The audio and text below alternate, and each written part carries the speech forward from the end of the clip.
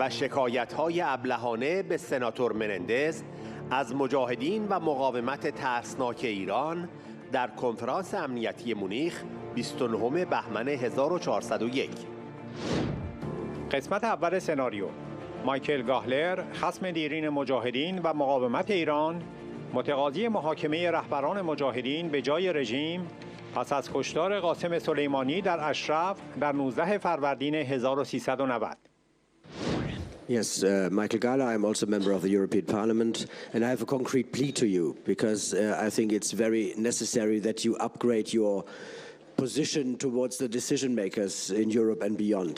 You know who represents the Iranian opposition every day physically in the European Parliament and probably in many other parliaments? It's these awful National Council of Resistance. They are physically present every day, and they pretend to be the Iranian opposition, and they are the ones who are infiltrating the mindset of many colleagues, often from countries who have recently liberated themselves and who think, oh, well, they are the ones now. So please be physically present and get your voices heard as a real alternative, because I think these Pamoy guys, they do not represent the people and the opposition. That's the plea. And just to clarify, he was referring to the Mujahideen Khalq, please.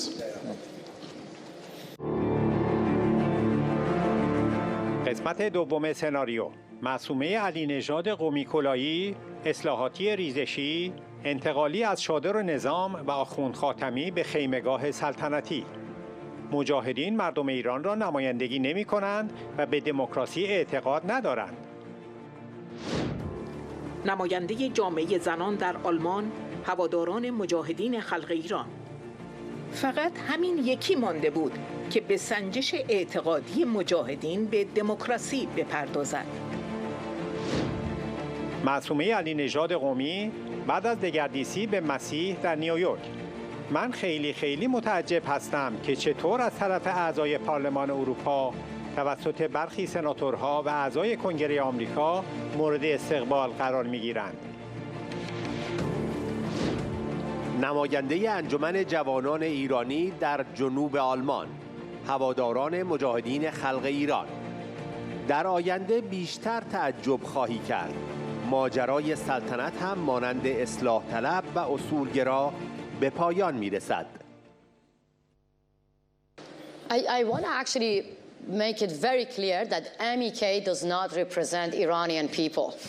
Iranian people inside the country are brave enough to be their own representative. We are in a direct contact with them, and as Mr. Pahlavi and Nazanin mentioned, in our declaration, in our charter, we actually want to have a secular democracy. Those who do not believe in democracy, those who do not even engage with Iranians, they're not engaging with us to talk directly about what they want for the future of Iran. I'm very surprised at how they're being welcomed by the member of European Parliament, by some of the senators and member of the congressmen in America. پاسخ سناتور منندز. Can I very briefly, because I think we're almost out of time, but first of all, I believe listening to a wide range of voices who want to see freedom for the Iranian people and are committed to democracy and human rights is important. And so I'll listen to everybody at the end of the day.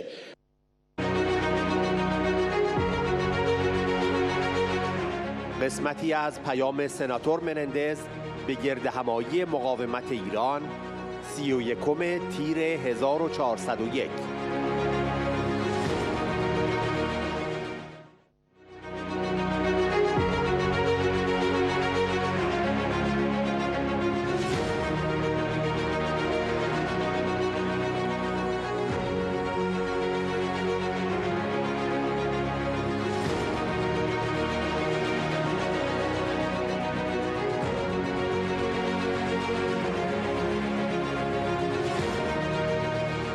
سناتور رابرت منندز، رئیس کمیته روابط خارجی سنای آمریکا: رژیم ایران ناقضان حقوق بشر مانند ابراهیم رئیسی را که فعالانه در قتل عام 30,000 زندانی سیاسی در ایران در سال 1367 مشارکت داشت ارتقا می‌دهد. جنایتی که او پس از فتوای ولی فقیه رژیم علیه سازمان مجاهدین خلق ایران انجام داد.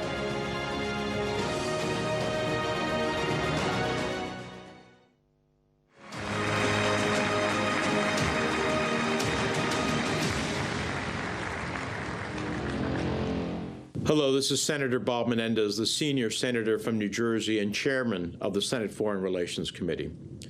Whether you are tuning in from Ashra 3 in Albania or watching live from Iran via satellite, it is an honor to be invited to speak with you all today as part of the International Convention for a Free Iran.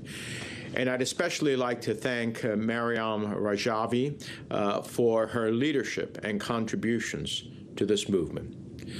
For decades, the Iranian regime has oppressed its people, terrorized neighboring countries, and undermined the stability of the entire region. While the Iranian Revolutionary Guard Corps carries out terrorist campaigns abroad, Iranian security forces imprison innocent civilians at home, often for no other reason than because they were peacefully protesting the regime's brutality.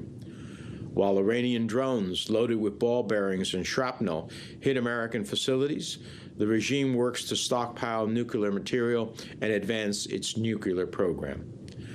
While the regime spreads misinformation abroad, they promote and protect human rights abusers at home. Men like Ibrahim Raisi.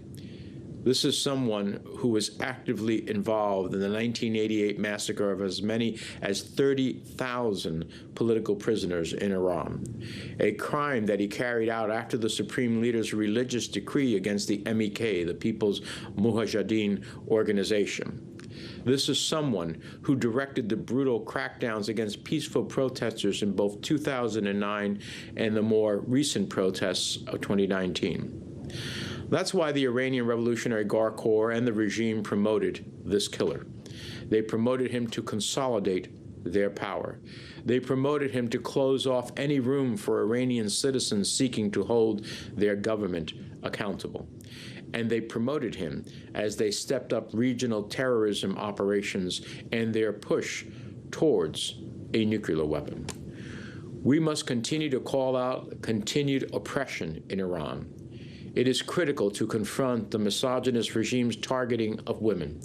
It is critical to support people exercising their rights by protesting against the regime's repression.